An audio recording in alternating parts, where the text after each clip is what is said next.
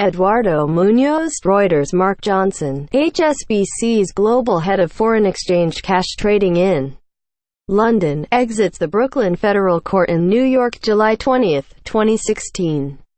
HSBC Holdings on Thursday agreed to pay $101.5 million to settle a U.S. criminal probe into the rigging of currency transactions, which has already led the conviction of one of its former bankers.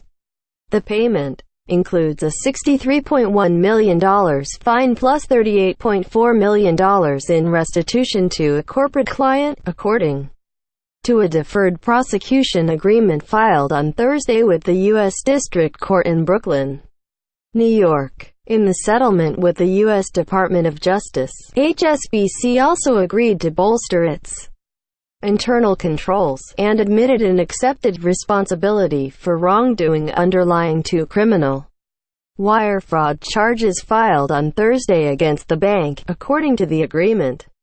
Deferred prosecution agreements let companies avoid criminal charges so long as they comply with the terms.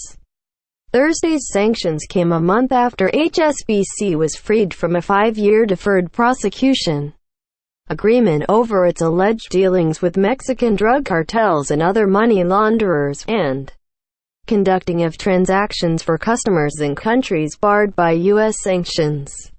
It was fined $1.92 billion in that case. In October, a federal jury in Brooklyn convicted Mark Johnson, the former head of HSBC's global foreign exchange cash trading desk, of trading ahead of a $3.5 billion currency transaction by his client Cairn Energy Plc. Johnson has yet to be sentenced. Stuart Scott, HSBC's former head of cash trading for Europe, the Middle East and Africa, was also charged in that case and has fought extradition. HSBC agreed to pay Cairn $8.08 million under a settlement reached in July, which the Justice Department said it credited as full restitution to that company. In a statement on Thursday, HSBC said the $63.1 million fine reflected a 15% reduction that took into account the bank's cooperation and extensive remediation efforts. The case is U.S. v. HSBC Holdings Plc, U.S. District Court, Eastern District of New York, No. 18 CR 00030.